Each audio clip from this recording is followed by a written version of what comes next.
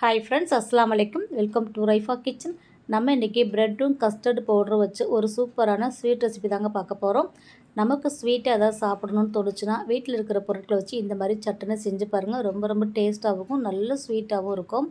எப்படி செய்யலான்னு பார்க்கலாம். வீடியோக்குள்ளே போகிறதுக்கு முன்னாடி நம்ம சேனலுக்கு இப்போ தான் ஃபஸ்ட் டைமாக வந்துருக்கிறீங்கன்னா மறக்காமல் நம்ம சேனலை சப்ஸ்கிரைப் பண்ணிக்கோங்க. அப்படியே பக்கத்தில் இருக்கிற பெல் பட்டனையும் தட்டி விட்டிங்கன்னா நான் போடுற வீடியோலாம் உங்களுக்கு உடனே வந்து சேரும். இப்போ இந்த டெசர்ட் ரெசிபி எப்படி செய்யலான்னு பார்க்கலாமா? வாங்க வீடியோக்குள்ளே போகலாம். இந்த ரெசிபி செய்கிறதுக்கு நான் 1/2 லிட்டர் அளவுக்கு பால் எடுத்துருக்கிறேன். இந்த பால் வந்து ஏற்கனவே காய்ச்சி வச்சுருந்த பால் தான். அதை அப்படியே இதில் சேர்த்துக்கிறேன். இந்த பாத்திரம் பார்த்திங்கன்னா நான் ஸ்வீட் செய்கிறதுக்குன்னே வச்சுருக்கிற பாத்திரம். இப்போ அதில் சேர்த்து இந்த பால் வந்து நல்லா திக்காகி ஒரு க்ரீமாக வர்ற அளவுக்கு நம்ம காய்ச்சிக்கிட்டே இருக்கலாம். ஓரங்களில் பூரா ஆடை படர்ந்துக்கிட்டே இருக்கும். அதை அப்படியே எடுத்து விட்டு நல்லா மிக்ஸ் பண்ணிக்கோங்க. ஒட்டாத அளவுக்கு நல்லா மிக்ஸ் பண்ணி பால் நல்லா திக்காகிற வரைக்கும் நம்ம காய்ச்சிக்கலாம். அடுப்பு வந்து லோ ஃப்ளேம்லேயே வச்சுக்கோங்க. அப்போ தான் கொஞ்சம் சீக்கிரம் காஞ்சி வரும். இப்போ பால் நல்லா திக்காயிடுச்சு.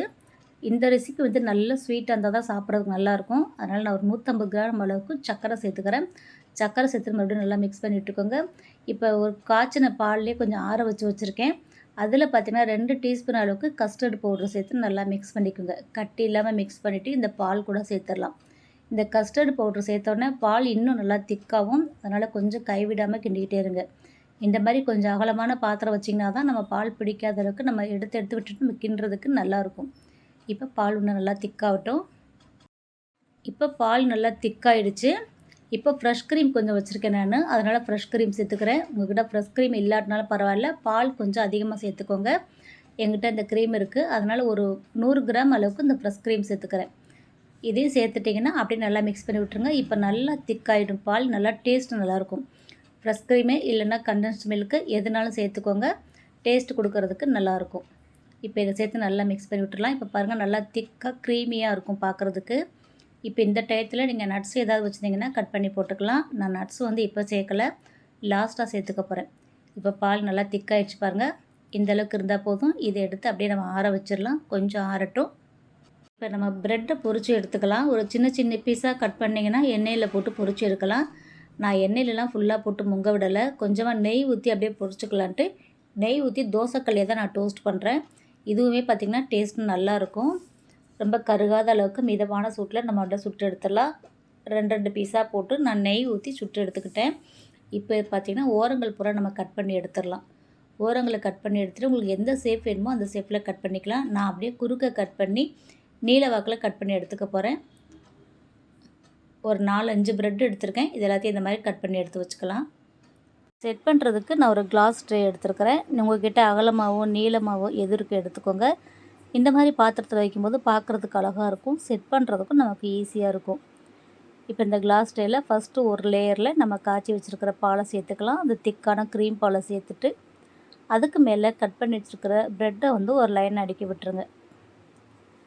நிறைய நட்ஸ் வச்சுருந்தீங்கன்னா நீங்கள் காய்ச்சும் போதும் நட்ஸு போட்டுக்கலாம். இல்லை இதுக்கு மேலே ஒரு லேயராகவும் நீங்கள் நட்ஸு போட்டுக்கலாம். நான் வந்து லாஸ்ட்டாக மட்டும் தான் சேர்த்துக்க போகிறேன். இப்போ இந்த ப்ரெட்டை அடிக்கிட்டோம். மறுபடியும் மேலே ஒரு லேயருக்கு இந்த திக்கான இதை ஊற்றிடலாம். பால் ஊற்றிடுங்க.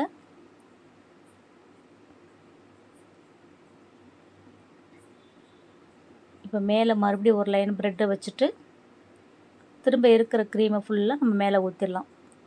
ஊற்றிட்டு நான் பாதாமும் முந்திரியும் கட் பண்ணி வச்சுருக்கேன். உங்கள்கிட்ட பிஸ்தா என்னென்ன நட்ஸ் இருக்கோ அது எல்லாமே நீங்கள் போட்டுக்கலாம். இப்போ இதை ஃபுல்லாக போட்டு செட் பண்ணிவிட்டு குட்டி குட்டியாக வந்து துருவி வச்சுக்கலாம். பாதாம் முந்திரியும் பார்த்திங்கன்னா குட்டி பீஸாக நறுக்கி வச்சுருக்கிறேன். அப்போ தான் பார்க்குறதுக்கு நல்லா அழகாக இருக்கும். குங்குமப்பூ இருந்தாலும் சேர்த்துக்கலாம். இந்த மாதிரி நட்ஸ் வகைகளும் சேர்த்துக்கலாம். இப்போ இருக்கிற பாலெல்லாம் ஃபுல்லாக ஊற்றி நல்லா ஒரே லெவல் பண்ணி விட்டுருங்க. நம்ம ப்ரெட்டு அடிக்கிறதுக்கு தனியாக நமக்கு தெரியும். இப்போ மேலே வந்து குட்டி நடக்குன்னா பாதாம் முந்திரியை நல்லா தூவி விட்டுருங்க. நல்லா தூவி விட்டுட்டு ஃப்ரிட்ஜில் ஒரு 1 மணி நேரம் வச்சு எடுத்திங்கன்னா நல்லா சில்லுன்னு சாப்பிட்றதுக்கு சூப்பராக இருக்கும். எப்படி இருந்தாலும் நம்ம ஒரு 1 ஹவர் செட் பண்ணணும். அப்படியே வச்சா தான் கொஞ்சம் செட் ஆகும். இந்த ப்ரெட்டில் அந்த க்ரீம்லாம் நல்லா ஊறி வர்றதுக்கு சூப்பராக இருக்கும். ஒரு 1 ஹவர் ஃப்ரிட்ஜில் வச்சு எடுத்துடலாம். இது ரொம்ப சில்லுன்னு சாப்பிட பிடிக்கலனாலும் நீங்கள் அப்படியே வெளியிலே ஒரு 1 ஹவர் வச்சிங்கன்னா நல்லா க்ரீமே நல்லா செட் ஆகிருக்கும்.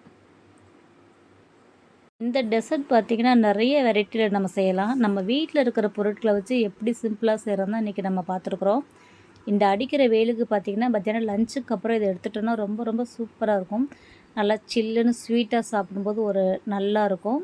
நம்ம வீட்டுக்கு கெஸ்ட்டு யார் வந்தாலும் விருந்து வச்சாலுமே இந்த மாதிரி செஞ்சு கொடுத்துக்கலாம். நம்மளுமே வெயில் நேரத்துக்கு சாப்பிட்டுக்கலாம்.